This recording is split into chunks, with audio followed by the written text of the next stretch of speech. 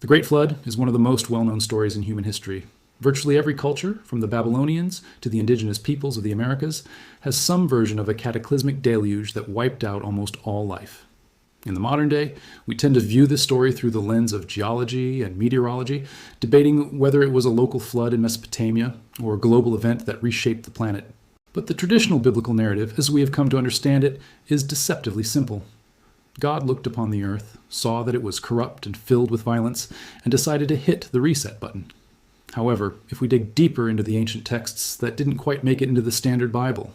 A far more complex, terrifying, and cosmic reason for the flood emerges.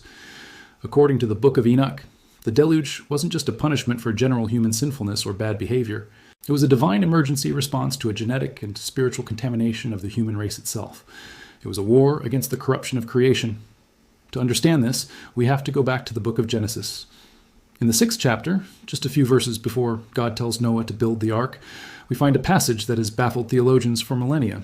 Genesis 6:1-4 speaks of a time when the sons of God saw the daughters of men were beautiful and took them as wives. It then mentions that the offspring of these unions were the Nephilim, mighty men of renown, the heroes of old. In the standard text, this story is left hanging, an isolated fragment of mythology dropped into the genealogical record. But what exactly was happening? The Hebrew term sons of God, or B'nai HaElohim, is deeply significant. In most modern theological interpretations, this phrase is often watered down to mean the godly line of Seth intermarrying with the ungodly line of Cain. But ancient Jewish scholars knew better. In the Old Hebrew texts, B'nai HaElohim is the exact terminology used to describe celestial beings, angels, or members of the divine council.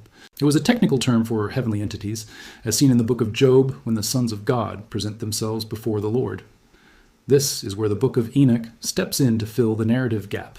The Book of Enoch, specifically the first section known as the Book of the Watchers, which dates back to at least the 3rd century BCE and predates the New Testament, is a compilation of apocalyptic visions attributed to Enoch, the great-grandfather of Noah. It takes that cryptic passage from Genesis and explodes it into a full-fledged origin story for the flood. According to Enoch, the sons of God are actually a specific order of angels known as the Watchers. The Watchers were sent to earth with a specific mission, to observe humanity and guide them. They were the guardian angels, the cosmic overseers tasked with watching over the fledgling human race. But in the Book of Enoch, we see that they failed this mission catastrophically. Chapter 6. Of course, Enoch states that the leader of these watchers, Semjaza, saw the beauty of human women and was overcome with desire. He proposed a rebellion to his colleagues, a plot to descend to earth and take human wives. 200 watchers in total descended to Mount Hermon and swore a binding oath to carry out this unholy plan. This was far more than just a simple sin.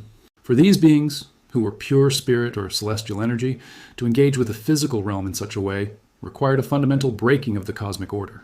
They were crossing a boundary that was never meant to be crossed, mixing the divine with the mortal, the spiritual with the physical. The result of this unnatural union was a race of horrifying offspring, the Nephilim, or giants. The Book of Enoch describes these beings as massive, towering entities that were so huge they consumed all the food that humanity could produce. And when the food ran out, they began to eat humans, consuming flesh and drinking blood. They were monstrous hybrids, possessing the immense power of their angelic fathers, but the base, material appetites of their mortal mothers. They brought chaos to the world, not just through physical violence, but through a corruption of the very essence of life. The Book of Enoch, however, introduces an even more insidious element to the pre-flood world, the forbidden knowledge brought by the fallen angels. The Watchers, led by a specific fallen angel named Azazel, didn't just bring havoc through their physical offspring. They taught humanity the arts of civilization that were meant to be kept hidden. Chapter 8 of the Book of Enoch details this explicitly. Azazel taught men how to forge swords, knives, shields, and breastplates. He taught them the art of metallurgy, giving them the technology to make weapons of war and instruments of death. He also taught them the use of cosmetics, the beautifying of the eyelids, and the use of precious stones and dyes. And while this might sound trivial, the text suggests this was about vanity and corruption of natural purity. Other Watchers taught forbidden magic, the cutting of roots for enchantments, astrology, the reading of the stars, and the motions of the moon and the clouds. This was forbidden knowledge, arcane arts that allowed humanity to manipulate the world in ways that God had not intended. For example, the Watcher Azazel is credited with teaching the secrets of metallurgy and crafting weapons, which led to war and violence. Semjaza taught enchantments and root cutting, and Barakijal taught astrology. This brings us to the true horror of the pre-flood world, according to Enoch. The issue was not just that humanity was committing moral sins like theft, adultery, or idolatry. The problem was that the very boundary between the human and divine was being dissolved. The earth was corrupt because the angels had corrupted it. The Book of Enoch, chapter 10, states that the whole earth has been corrupted through the works that were taught by Azazel. To him ascribe all sin. This wasn't a case of humanity failing to live up to a moral code.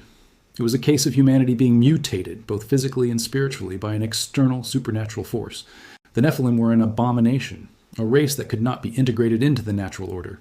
They were killing machines created from a genetic cocktail that was never supposed to exist.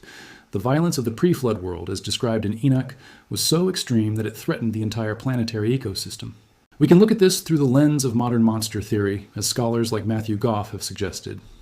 The Book of the Watchers is deeply concerned with delineating what is normal and what is monstrous. The pre-flood world is depicted as a state of nature run amok, where the monstrous has become the norm. The giants devour humanity, and humanity devours the world in turn, creating a vicious cycle of violence. This narrative served a purpose for ancient Judaism. It helped to other the pre-flood world, emphasizing that the current world order, with its rules against murder and its dietary laws, is a direct result of God establishing order out of that chaos. The story justifies the post-Diluvian social and divine regulations by portraying the alternative as cannibalistic, chaotic, and ultimately self-destructive. The Watchers and their giant offspring were so heinous that it led to a cosmic crisis, forcing the divine council to act. The angels, Michael, Gabriel, Raphael, and Uriel, looked down from heaven and saw the bloodshed and the cries of the oppressed rising up to the gates of heaven. The souls of the slain were crying for justice, and the earth itself was reproving the unrighteous.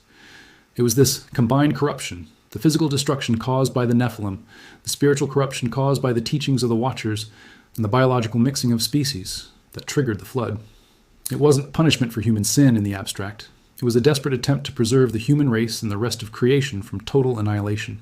If the Nephilim had been allowed to continue unchecked, they would have eaten all of humanity, and in doing so, destroyed the possibility of a future lineage that would eventually produce a Messiah. The bloodline had to be purified. One of the most fascinating aspects of the Enochian narrative is the fate of the Nephilim themselves. According to the Book of Enoch, the flood wasn't just a punishment for them, it was a sterilization. The giants, being hybrids of spirit and flesh, were not fully mortal. They were destroyed in the flood, but their spirits were not capable of dying the same way human souls die. Their physical bodies were washed away, but their disembodied spirits remained on earth, wandering the wastelands. Because their fathers were angels, they possessed a certain immortality, but because they were bound to the earth, they could not ascend to heaven. The Book of Enoch states that these spirits became the evil spirits, the demons that plague humanity to this day, leading people astray, oppressing them, and causing disease. This is a startling concept. The demons of the New Testament, the unclean spirits that Jesus casts out, are the ghosts of dead giants, the remnants of the pre-flood abominations. This is a direct link between the cryptic antediluvian past and the New Testament narratives. The Watchers, however, face a different fate. The archangels are dispatched to deal with them. The leaders of the Watchers, including Semjaza and Azazel, are bound and thrown into the abyss, cast into a fiery pit of darkness until the day of judgment. Azazel, in particular, is singled out for punishment. He is bound hand and foot and cast into a desert, covered in darkness, to await judgment. This is why the scapegoat in the Levitical law, which is sent out into the wilderness, bearing the sins of Israel, is often associated with Azazel. It is a symbolism of sending sin back to its origin, to the desolate place where the fallen angel was imprisoned. So why did this story end up on the cutting room floor? Why isn't the Book of Enoch in the Standard Bible? The simple answer is canonization. The Book of Enoch was highly revered in the early Christian church. The Epistle of Jude in the New Testament actually quotes the Book of Enoch directly as a prophecy, calling Enoch the seventh from Adam. While early church fathers like Tertullian and Origen debated its authenticity, and many valued it highly. However, by the 4th and 5th centuries, Jewish rabbinic authorities and early Christian theologians began to push back against it. The Council of Laodicea and the rulings of figures like Jerome and Augustine eventually excluded it from the official canon. There are a few possible reasons for this. One is that the Book of Enoch's cosmology was perhaps too bizarre, too far outside the box for those trying to establish a standard Orthodox belief system. The idea of angels copulating with humans and producing giant hybrids was a bit too mythological for the developing philosophical theology of the time. Another reason might be the problem of demonology. While the New Testament frequently mentions demons, it doesn't explicitly explain their origin. The Book of Enoch offers a very specific, detailed, and materialistic origin story for demons. By the Middle Ages, when theological debates about the nature of angels and demons were settled, the Enochian model didn't fit neatly with the established view of evil spirits. Despite being officially excluded, the influence of the Book of Enoch is woven throughout the New Testament. The concept of the fallen angels, the abyss, the final judgment, and even the title Son of Man, used by Jesus to describe himself, are all ideas that are developed in the Enochian literature. The Book of Enoch was so popular in the first century that it shaped the worldview of the New Testament authors. It provided the backdrop for understanding the cosmic struggle between good and evil, the reason for God's seeming slowness to enact judgment, and the nature of the spiritual forces that Christ came to defeat. When we re-examine the Great Flood through the lens of the Book of Enoch, it ceases to be a simple lesson about moral purity. It becomes a story of cosmic warfare. The war was not just against humanity's sinful nature, but against a rogue faction of angels who had broken the laws of physics and genetics to corrupt God's creation. The flood was a surgical strike, a purification mechanism designed to cleanse the earth of a genetic tumor that was threatening the viability of the entire human species. It was about restoring the boundaries of creation that had been violently breached. This revelation changes our understanding of the entire biblical narrative. It reframes God not just as a judge of humanity, but as a protector of the human project. The story moves from being a historical anecdote about a man in a boat to a foundational myth about the nature of spiritual warfare. It tells us that the universe is not a sterile, safe place, but a battlefield where the forces of chaos and order are constantly vying for control. It explains why the New Testament is so fixated on the spiritual realm, on demons and exorcisms, and on the ultimate victory of God over the principalities and powers. To fully grasp the horror of the pre-flood world, we have to move beyond the surface-level reading of the text and examine the specific nature of the corruption introduced by the Watchers. The Book of Enoch, particularly chapters 7 and 8, provides a terrifying catalog of the forbidden knowledge that was unleashed upon humanity. This was not merely a case of humanity being led astray by bad advice. This was a systematic dismantling of the natural order. The Watchers taught humanity the art of warfare, of forging swords, knives, shields, and breastplates. They introduced the technology to make weapons of mass destruction, ensuring that the violence that would consume the earth would be swift, efficient, and devastating. Azazel, in particular, is singled out as the primary culprit, the fallen angel responsible for corrupting the whole earth through his teachings. The text states explicitly in 1 Enoch 10:8, "The whole earth has been corrupted through the works that were taught by Azazel. To him ascribe all sin. He is the arch-corrupter, the source of the bloodshed that polluted the planet." But the knowledge Azazel gave was not limited to tools of death. It also included the secrets of beauty and seduction. The Book of Enoch tells us he taught women how to use cosmetics, how to beautify their eyelids, and how to use hair dyes and precious stones to adorn themselves. At first glance, this might seem trivial compared to making swords, but in the context of the narrative, it is deeply sinister. This was the knowledge of deception, the art of using appearance to corrupt and manipulate. It was a direct attack on the purity of creation, teaching humanity to mask their natural state and use their bodies as instruments of seduction and power. The later Midrash in Pirkei de Rabbi Eliezer picks up on this, stating that the source of women painting their faces with antimony is demonic, a direct lineage from the teachings of the fallen angels. The early church father Tertullian also used this Enochian material to argue against the excessive ornamentation of women, attributing its origin to the demons who cohabitated with them before the Great Flood. This teaches us that the roots of vanity and manipulation in this ancient worldview are not just human flaws, but the lingering influence of angelic rebellion.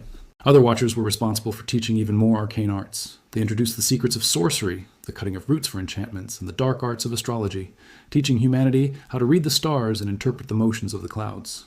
This was forbidden cosmic knowledge, the ability to peer into the divine timetable and manipulate the spiritual forces of the world.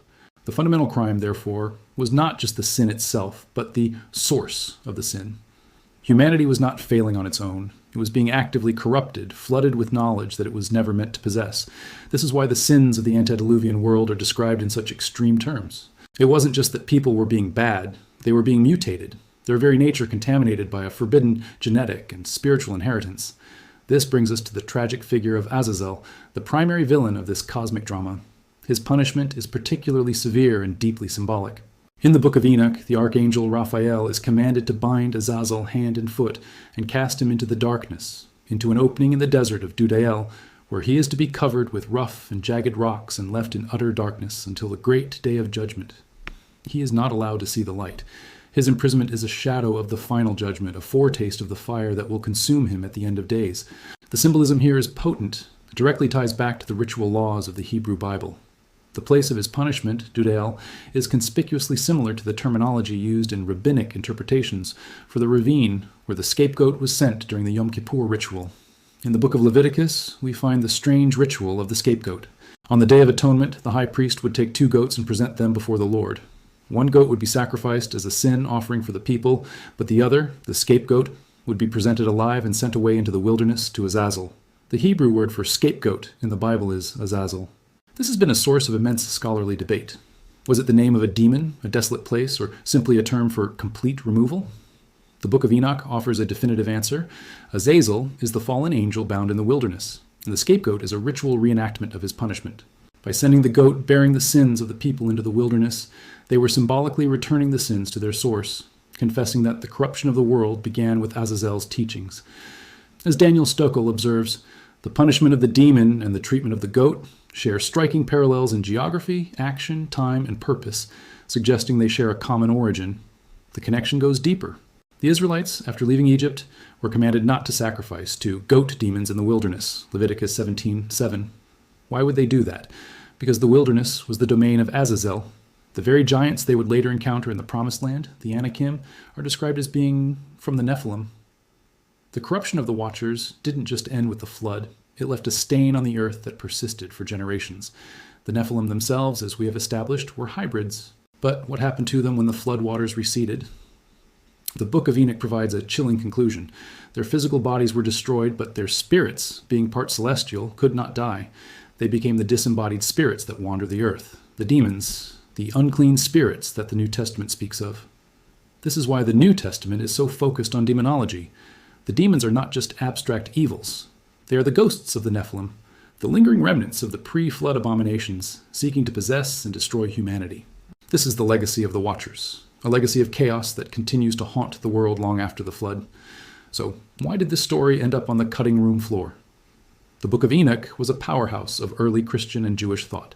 It is quoted directly in the Epistle of Jude, and it heavily influenced the New Testament doctrines of the Messiah, the Son of Man, the Messianic Kingdom, demonology, the resurrection, and eschatology. Church fathers like Justin Martyr, Irenaeus, Clement of Alexandria, Origen, and Tertullian all knew and respected the book, with Tertullian even considering it scripture. However, by the 4th century, the tide had turned. Influential figures like Augustine of Hippo began to push back against it. Augustine dismissed the Book of Enoch as an apocryphal fable for 2 primary reasons. First, he doubted its authenticity. It was clearly written much later than the time of Enoch, and he couldn't accept that a book claiming to be from a pre-flood patriarch could survive. Second, and perhaps more importantly, he argued that the story of angels procreating with human beings was impossible. He believed that angels were purely spiritual beings and could not have sexual relations or produce offspring. This forced a reinterpretation of the Genesis 6 passage, moving away from the angelic view and towards the idea that the sons of God were merely the descendants of Seth, or perhaps righteous kings. This shift in theological interpretation, championed by one of the most influential theologians in history, effectively suppressed the Enochian worldview in the Western Church. The book was never officially removed from the Bible because it was never officially in the canon for most traditions, but it was purposefully excluded and eventually lost to the West for centuries, surviving only in the Ethiopian Orthodox Church, which still considers it canonical today. When we re-examine the Great Flood through the lens of the Book of Enoch, it ceases to be a simple lesson about moral purity. It becomes a story of cosmic warfare. The war was not just against humanity's sinful nature, but against a rogue faction of angels who had broken the laws of physics and genetics to corrupt God's creation. The flood was a surgical strike, a purification mechanism designed to cleanse the earth of a genetic tumor that was threatening the viability of the entire human species. It was about restoring the boundaries of creation that had been violently breached. This revelation changes our understanding of the entire biblical narrative. It reframes God not just as a judge of humanity, but as a protector of the human project. The story moves from being a historical anecdote about a man in a boat to a foundational myth about the nature of spiritual warfare. It tells us that the universe is not a sterile, safe place, but a battlefield where the forces of chaos and order are constantly vying for control.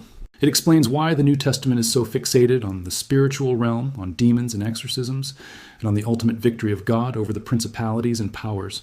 The flood wasn't just an act of divine wrath. It was an act of divine mercy, a last-ditch effort to save a world that had been nearly destroyed from the inside out by forces beyond human comprehension. It is a narrative that challenges us to look at the world not just in terms of human actions, but in terms of cosmic realities, a battle between order and chaos that is still being waged. If this revelation about the true nature of the flood has sparked your curiosity, you need to go deeper. The Book of Enoch is a must-read for anyone who wants to understand the missing pieces of the biblical puzzle. I highly recommend diving into the translation by R. H. Charles, which is widely available. If you want to understand where this concept of the Watchers first surfaced and how it connects to the Dead Sea Scrolls, check out the Book of the Watchers and the works of scholars like James Vanderkam and George Nicholsburg. What do you think about the idea that the flood was a response to genetic corruption rather than just moral sin? Are these ancient angels and giants literal history, or do they represent a deeper spiritual truth? Let me know your thoughts in the comments below. And if you enjoyed this deep dive into ancient history, don't forget to like, subscribe, and hit that notification bell so you don't miss our next exploration into the mysteries of the ancient world.